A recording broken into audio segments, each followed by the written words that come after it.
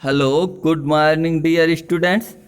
Class 12th की chemistry में आज हम लोग सल्फर के यौगिकों से संबंधित बात को पढ़ेंगे। कंपाउंड्स ऑफ सल्फर, सल्फर के यौगिक। सल्फर एक प्रमुख तत्व है जिसका उपयोग ऑक्साइड एवं ऑक्सी अम्ल प्रकार के यौगिक बनाने में किया जाता है। सल्फर के ऑक्साइड, सल्फर मुख्यतः दो प्रकार के ऑक्साइड बनाता है, एक सल्फर डाइऑक्साइड, एक सल्फर ट्राइऑक्साइड। सल्फर डाइऑक्साइड को SO2 कहते हैं, जबकि सल्फर ट्राइऑक्साइड को SO3 कहते हैं। सल्फर के oxide, oxides of sulphur. Sulphur दो प्रकार के ऑक्साइड SO2 और SO3 बनाता है। SO2 जल में घुलकर सल्फ्यूरस अम्ल, सल्फ्यूरस अम्ल जिसका सूत्र होता है H2SO3, H2SO3 देता है। अतः SO2 को सल्फ्यूरस अम्ल का एनहाइड्राइड, अतः SO2 को सल्फ्यूरस अम्ल H2SO3 का एनहाइड्राइड माने जल के हटने से बना हुआ यौगिक एनहाइड्राइड कहलाता है। यदि किसी यौगिक में जल और कोई यौगिक उपस्थित है, उससे जल का अणु हट जाए तो वह उसका एनहाइड्राइड कहलाता है। अतः हम SO2 को सल्फ्यूरस अम्ल का एनहाइड्राइड भी कहते हैं। इसी प्रकार सल्फर ट्राइऑक्साइड SO3 जल में घुलकर सल्फ्यूरिक अम्ल H2SO4 देती है। अतः SO3 को सल्फ्यूरिक अम्ल का एनहाइड्राइड कह सकते हैं। सल्फ्यूरिक अम्ल जो है, इसको हम मान सकते हैं कि यह SO3 से, सल्फ्यूरिक अम्ल से यदि हाइड्रोजन का यौगिक जल हट गया है तो हमारा सल्फर ट्राइऑक्साइड बना हुआ होगा। अब आगे पढ़ते हैं। हम लोगों ने sulphur dioxide, sulphur trioxide means sulphur. अब हम लोग सल्फर के ऑक्सी अम्ल, ऑक्सी एसिड ऑफ सल्फर पढ़ेंगे।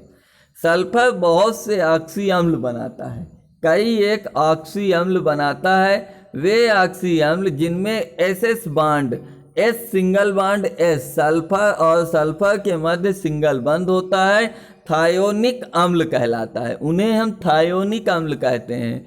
इनमें से बहुत से मुक्त अम्लों के रूप में ना होकर ऋण आयन या लवण के रूप में होते हैं। जिन ऑक्सी अम्लों के अंत में अस होता है, OUS, जिन ऑक्सी अम्लों के अंत में अस होता है उन्हें हम, उनके लवणों के ऋणायन के अंत में आइट आता है। सल्फाइड, जैसे सल्फ्यूरस अम्ल अस है, सल्फ्यूरस अम्ल H2SO3 के लवण का यदि ऋणायन होगा तो SO3- सल्फाइड। जैसे हाइड्रोजन सल्फाइड HOSO2-।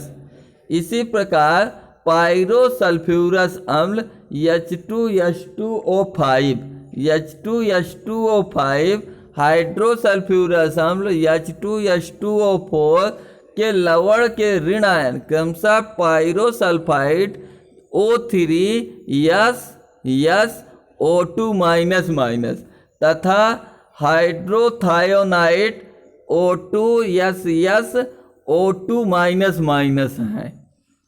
जिन ऑक्सी अम्लों के अंत में इक आता है, IC यहाँ पर लिखा हुआ है, IC इक आता है, उनके लवणों के ऋण आयनों के अंत में एट आता है। ऐसे जो यौगिक होंगे जिनके अंत में इक आता है, जैसे सल्फ्यूरिक, तो उनके लवण के जो ऋण आयन होंगे उनके अंत में एट आता है। जैसे सल्फ्यूरिक अम्ल H2SO4 सल्फ्यूरिक अम्ल है, एक आया तो इसके ऋण आयन सल्फेट SO4-, या हाइड्रोजन सल्फेट HOSO3- है। इसी प्रकार डाई सल्फ्यूरिक अम्ल H2SO7 डाई सल्फ्यूरिक अम्ल कहा जाता है। और थायोसल्फ्यूरिक अम्ल H2H2O3 तथा डाईथायोनिक अम्ल H2S2O6 में लवण के ऋण आयन क्रमशः डाईसल्फेट O3SO3 थायोसल्फेट SSO3 तथा डाईथायोनेट O3SSO3 होते हैं।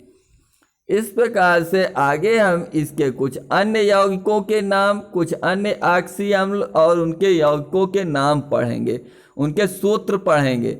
जैसे सल्फ्यूरस अम्ल श्रेणी के ऑक्सी अम्ल, सल्फ्यूरस अम्ल का सूत्र होगा, ये ऑक्सी अम्ल हैं जिनमें कई एक श्रेणियाँ, 3-4 श्रेणियाँ बनी है। सल्फ्यूरस अम्ल की श्रेणी या सल्फ्यूरस अम्ल पहला है H2SO3, थायोसल्फ्यूरस अम्ल H2S2O2, हाइपोसल्फ्यूरस अम्ल या डाईथायोनस अम्ल H2S2O4, पायरोसल्फ्यूरस अम्ल या डाईसल्फ्यूरस अम्ल H2S2O5। सल्फ्यूरिक अम्ल श्रेणी, इसके बाद आ गया सल्फ्यूरिक अम्ल की श्रेणी, जिसमें पहला यौगिक होगा सल्फ्यूरिक अम्ल H2SO4, थायोसल्फ्यूरिक अम्ल H2S2O3, पायरोसल्फ्यूरिक अम्ल H2S2O7 जिसे डाईसल्फ्यूरिक अम्ल भी कहते हैं।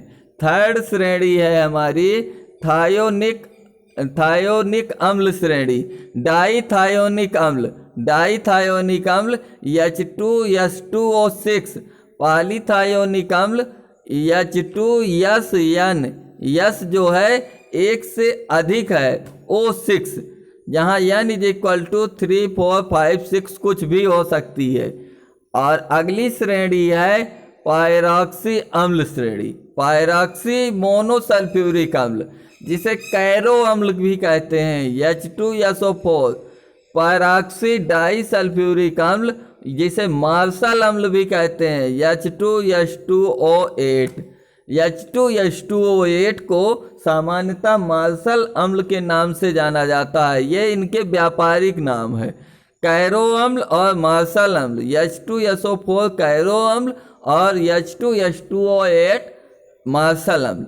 यहाँ पर सल्फ्यूरिक अम्ल के कई एक यौगिक दिए गए हैं, लेकिन ये आपके इंटर के सिलेबस के हिसाब से सारे नाम इम्पॉर्टेंट नहीं है। इसके कुछ महत्वपूर्ण नाम जो जनरली सामान्यतः आपके पाठ्यक्रम में जब पढ़ाऊंगा सल्फ्यूरिक अम्ल तो प्रयुक्त होंगे। सल्फ्यूरिक अम्ल ही मेन है, H2SO4 जिसे कहते हैं, सल्फ्यूरिक अम्ल वगैरह यही 2-4 SO2 SO3 वगैरह यही मेन है। और इन्हें सबको आप 1-2-4 बार पढ़ लीजिएगा, ज़्यादा ज़रूरी नहीं है। ठीक है, मिलते हैं अगले टर्न पर अगले नए टॉपिक के साथ। तब तक के लिए जय हिंद, वंदे मातरम।